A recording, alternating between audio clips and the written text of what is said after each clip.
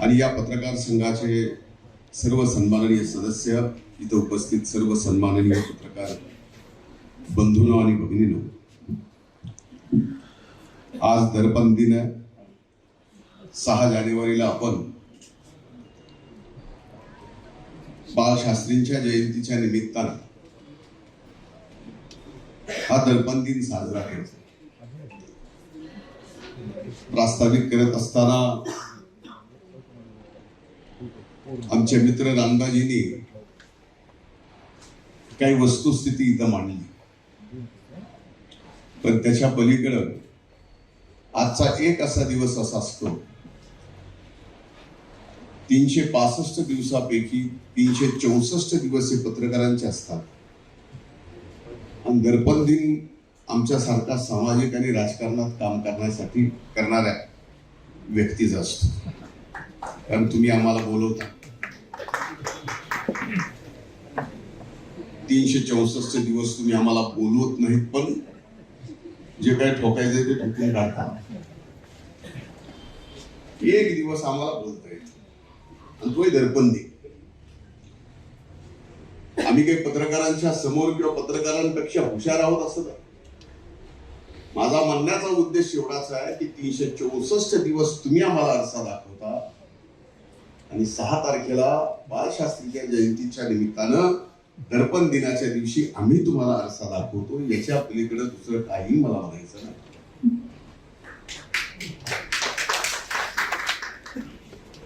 मी अनेक पत्रकार मित्रांच्या लहानाचा मोठा झालेलो आहे.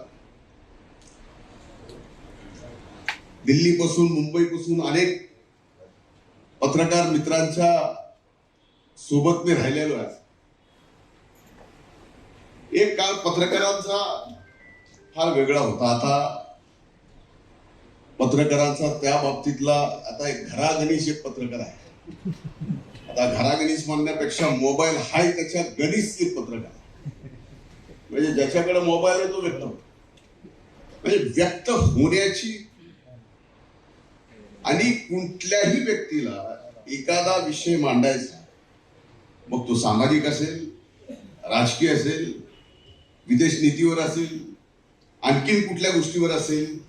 अगदी आत्ता धुरंधर पिक्चर आला त्याच्यावर सुद्धा व्यक्त व्हायला का पूर्वी वेगळं होतं, फक्त प्रिंट मीडिया, नंतर टेलिव्हिजन आलं, आता तो सोशल मीडिया आला.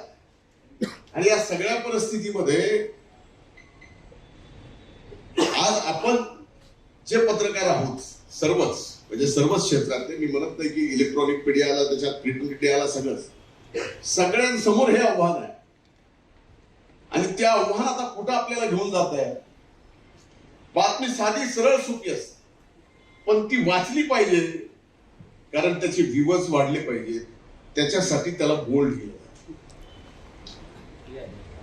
त्याच्याशिवाय टीआरपी मिळत नाही. ती गोष्ट केल्याशिवाय जर टीआरपी मिळत नसेल तर आता खरंच बाळशास्त्रींना अभिप्रेत असणारा पत्रकार आणि पत्रकारिता राहिली आहे हा माझ्यासारख्याच्या मनात प्रश्न. आम्ही 364 दिवस चुकलो, तुम्ही 364 दिवस लिहून आम्हाला शिक्षा द्या, मान्य आहे. पण आता पत्रकारिता एक काळ असा होता की त्या पत्रकारितेतून एखाद्याला जागा करणं, एखाद्याला अगदी नीट काम करायला लावणं. पण आता फक्त पत्रकारिता, एखादा विषय सापडला त्या विषयात तसं पाहिलं तर काहीच नसतं, पण बोल्ड एकदम बातमी आणि त्या बातमीवर लगेच खाली विबस, त्या सगळ्या गोष्टी आपण बघितल्या. फार चांगलं उदाहरण दिलं रानबाजींनी की एका बातमीमध्ये 3 विषय 3 मुद्दे घेतले. मग ते मुद्दे बस स्टँडचे असतील, ते मुद्दा मेरू पर्वताचा असेल, असे मुद्दे एकत्र घेणं आणि लिहिणं. आता ज्याचा त्याचा भाग आहे की त्याला आता 3 विषय एकातच घ्यायचे असतील तर त्यांनी घेतले. पण मी आपल्याला नक्कीच सांगतो की आपल्या सर्वांच्या समोर फार मोठे आव्हान आहे. म्हणजे प्रिंट मीडिया असो, इलेक्ट्रॉनिक मीडिया असो. इलेक्ट्रॉनिक मीडियाला तर फार मोठे आव्हान आहे. मला माहिती आहे इलेक्ट्रॉनिक मीडियाची एकूणच आर्थिक परिस्थिती सगळ्या चॅनलची कशी चाललेली आहे, मराठी चॅनल्सची. त्यामुळं त्यांना काय लागतं, काय पाहिजे असतं, कशा न्यूज, कसं एखाद्याचं मीडिया ट्रायल, हे सगळं भोगले आहे. म्हणजे चांगलंही भोगलं पत्रकारांनी केलेलं, अधिक दोष नसताना आपल्याला भोगावं लागले, त्याच्या बाबतीत माझं काही दुमत नाही. पण आव्हान हे आहे की घराघरामध्ये पत्रकार तयार झालेला आहे. घराघरामध्ये पत्रकार नुसता तयार न झाला, आता पॉडकास्ट चालू झाला. आता पॉडकास्ट हे तर फार पुढे आहे. युट्यूबचे अनेक न्यूज चॅनल चालू झाले. त्याला रजिस्ट्रेशन करायचंय, कोणाला विचारायचं नाही, काय नाही, बातमीत काय लिहिलंय तुम्हाला मर्यादा आहे. पत्रकारिता म्हणजे एक असा विषय आहे की पत्रकारितेमध्ये 2 जणांच्या बाबतीमध्ये यांनी याला असं असं सांगितलं, त्याची बातमी होऊ शकते. पण यांनी याला असं सांगितल्याचं मी ऐकलं आणि त्याची बातमी मात्र होत नाही. पण आता ते राहिलेलं आहे. आणि कुणी लिहिलंय, कुणाच्या बाबतीत लिहिलंय ते समजू शकतो. कुणी लिहिलंय, शेवट कुठं होईल बातमीचा, याचा मेळ लागणं कठीण आहे. त्यामुळे माझ्या दृष्टीनं आज पत्रकारितेच्या बाबतीमध्ये पहिला पत्रकारितेमध्ये विचारधारा असायची. आज त्या पत्रकारितेमध्ये विचारधारा आहे काही जणांमध्ये, नक्कीच मान्य करतो. पण बहुसंख्य जणांमध्ये विचारधारा आज राहिलेली नाही. पत्रकारिता ही फक्त टीआरपी साठी, व्ह्यूअर्स साठी. आज खरं सांगा की प्रिंट मीडिया मधले आपले वर्तमानपत्र किती जातात, किती जणांच्या घरी जातात, हे विचार करण्याची गोष्ट आहे.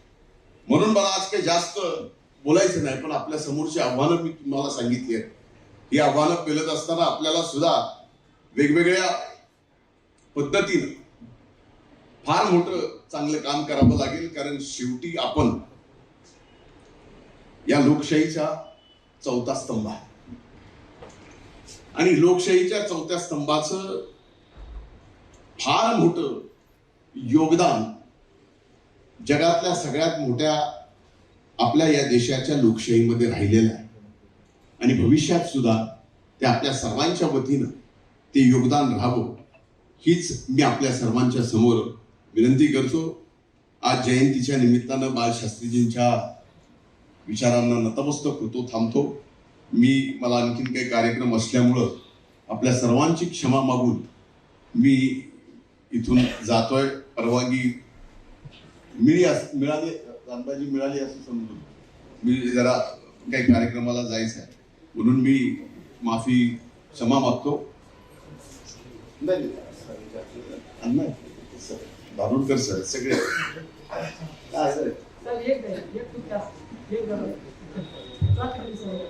त्याची वेगळी बातमी व्हायची म्हणून टाळायला नाही. एक मिनिट, अंदाज देईल धारूरकर सर. मी देण्याचा विषय नाही, आणखीन तेवढा लहान आहे. पत्रकारांना पुरस्कार तरी इतका मोठा नाही केला झाला. म्हणून आपल्या सगळ्यांची क्षमा मागतो. खूप खूप धन्यवाद. जय हिंद, जय महाराष्ट्र. महाराष्ट्रातील ताज्या बातम्यांसाठी बघत रहा टाइम्स टुडे 18 न्यूज. सोबतच शेअर करा, सबस्क्राईब करा आणि बेल आयकॉन